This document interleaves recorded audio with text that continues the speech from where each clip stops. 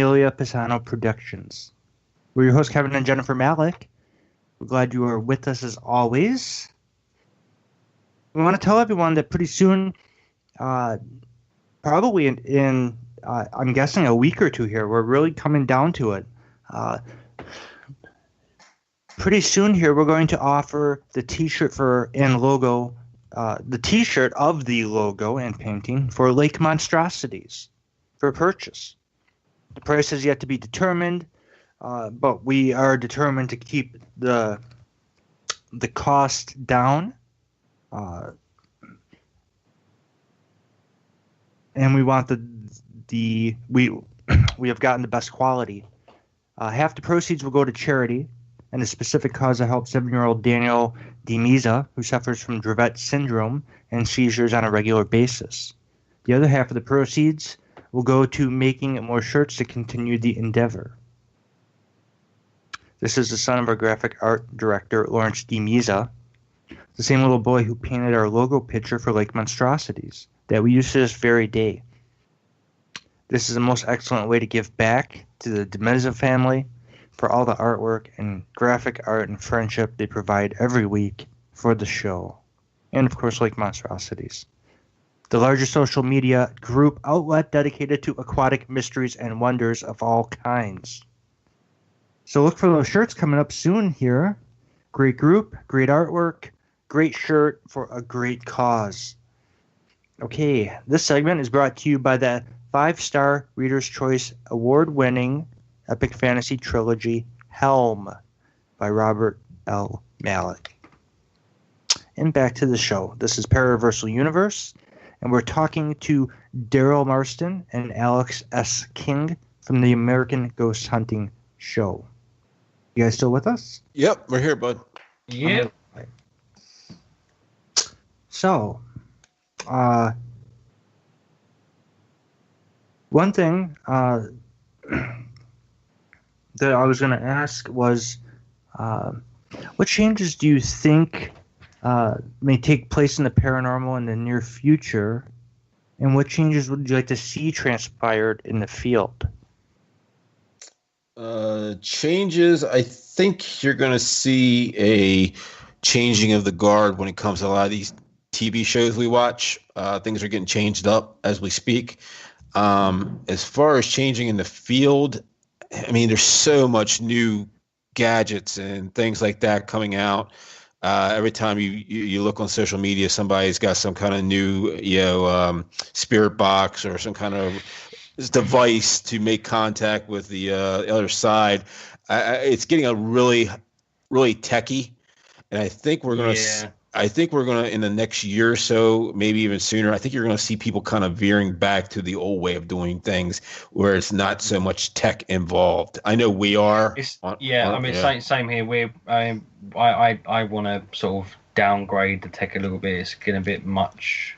Yeah, it's also you have to take it to every investigation, and I can't bother.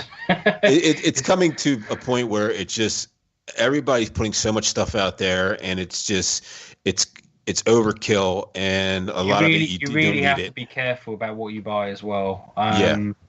I've ranted quite a lot about the Xbox Kinects, because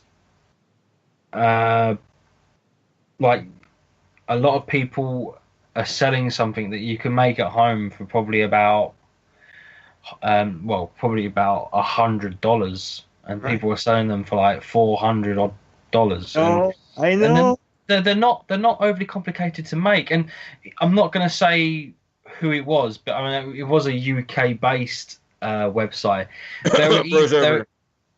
No, I said UK based. I said UK based.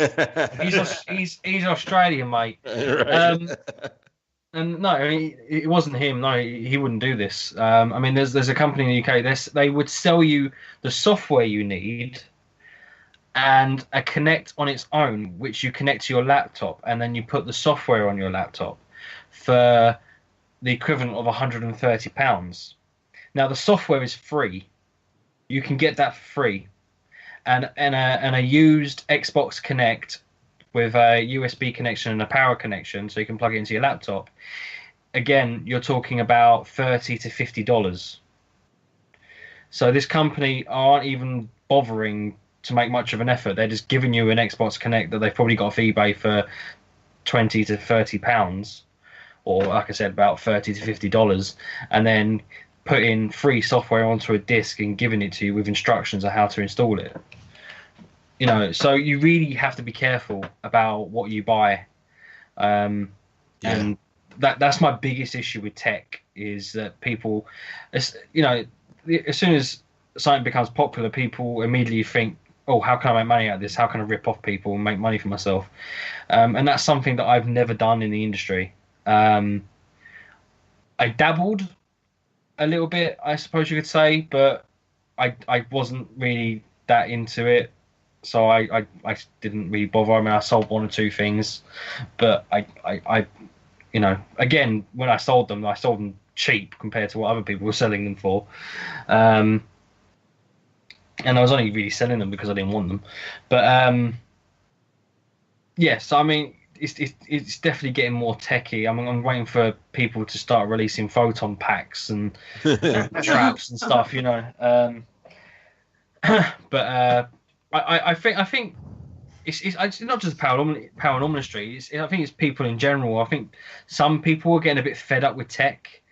I mean, people are going back to vinyl, for example. People thought books were dying out, but all of a sudden people are buying books again, and not bothering with Kindle so much. I mean, in the past 2 weeks, I've bought about 20 books. Don't know why, I can't read, but I think people are just generally getting a bit fed up with some of the tech. So at the same time as it will increase, I think people will sort of move away from it a bit as well. Yeah, it's just getting so. I mean, our world is so congested with tech anyway. Between all the social media and everything we do in our lives, everything has to be done through a computer or a smartphone. I think people are getting tired. I mean, they really are, and it takes so much out of you. I think we are kind of veering back to the way we were maybe 15, 20 years ago. And it's a nice break, to be honest with you. I hope it does head that way a little bit. Yeah, I agree with that. I hope you're right. Because just because we can do something doesn't mean we should. Right. And they have the amount of AI out there is beyond George Orwell. We just did a Paralogian report last week, and one of the articles we talked about was the little nanoparticles that they can put now and paint a wall and turn a wall into basically a smart touch screen that can record everything you say, right, and transmit it. It's like, that's crazy. Talk about the walls have ears. They literally do now. It's like I'm not a fan of like Alexa and things like that.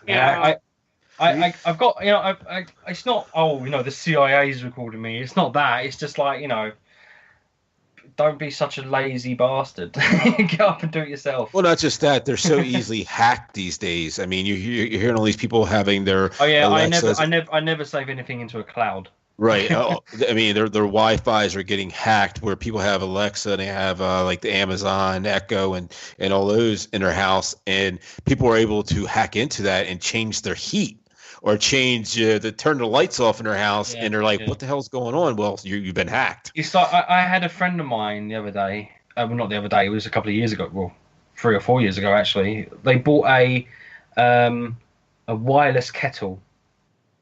Also you had to plug it in. I mean, wireless to the point there, you could switch it on with an app on your phone. And I said, what's the point? You still got to fill it up. Yeah. Well, that's it. Over here, I mean, I don't know if they do in the UK. You have refrigerators that have TVs on them, and you can do it's all touch screen. It's ridiculous. I mean, why do you need that? They got refrigerators that have built-in Keurigs. I'm like, I don't need a refrigerator with built-in Keurig. If the Keurig goes bad, then what am I going to do with it? I mean, some stuff makes sense and some stuff doesn't, and it's the same with the paranormal industry, Yeah, it's the direction it's heading in.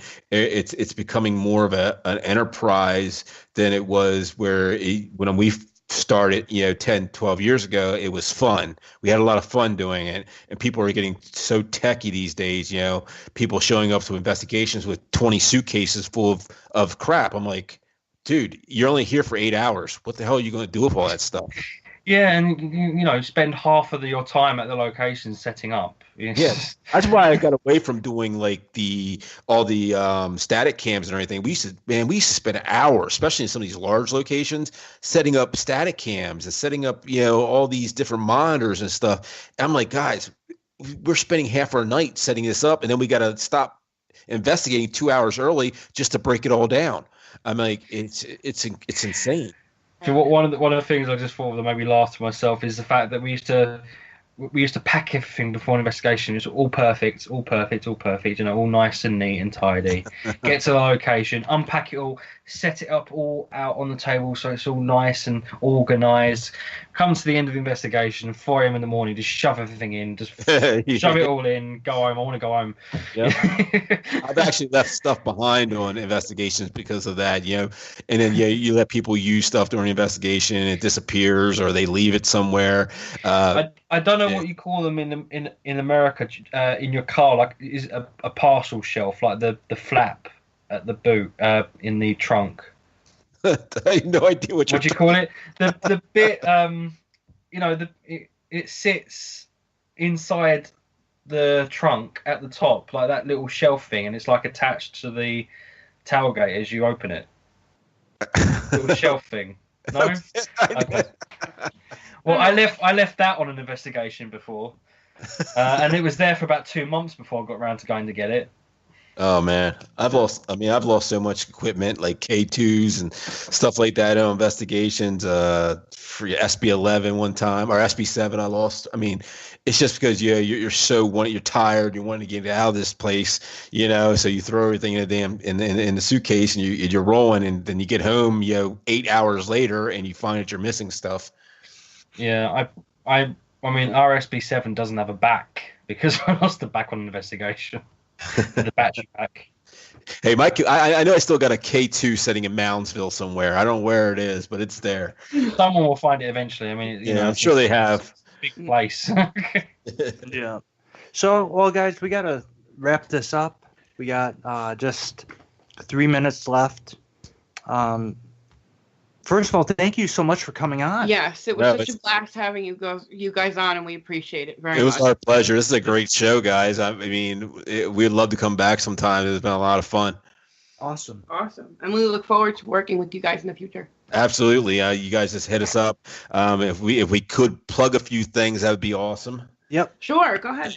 Yeah. I mean, guys, whoever's listening out there, go check us out on Paranormal Warehouse Facebook page, Paranormal Warehouse YouTube page, our own personal YouTube page, The American Ghost Hunter Show. You can find on YouTube. Give us a like, subscribe. There's some cool stuff coming up. There's 3 videos on there now. They're a little older. They're from our Amazon early YouTube days, but the new stuff is coming out. Go check us out on our Facebook page, The American Ghost Hunter Show, Twitter. Alex, do you think of anything? Yeah, the Twitter is at AGH Show, American Ghost Hunter Show, AGH Show. Yeah, AGH. I mean, we've got a lot of great things coming up on our Facebook show. We've got Ashley Goodwin from Ghost Hunters International. We've got Barry John, who's a medium that appears on TV a lot in the UK. We've got Katrina Weidman from Paranormal Lockdown, Jack Kenner, Calvin Von Crush.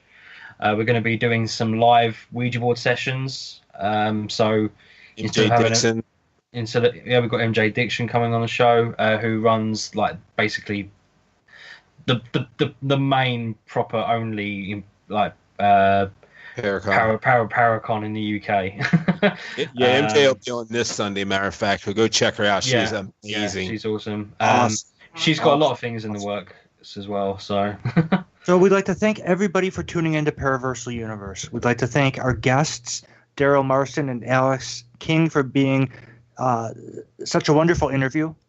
Next Friday, February 22nd, we'll be talking to cryptozoologist Scott Mardis about lake monsters, and we'll be doing a tribute to cryptozoologist William Dranginis, who passed away within the last year. So go check that out when it comes up. Feel free to support the any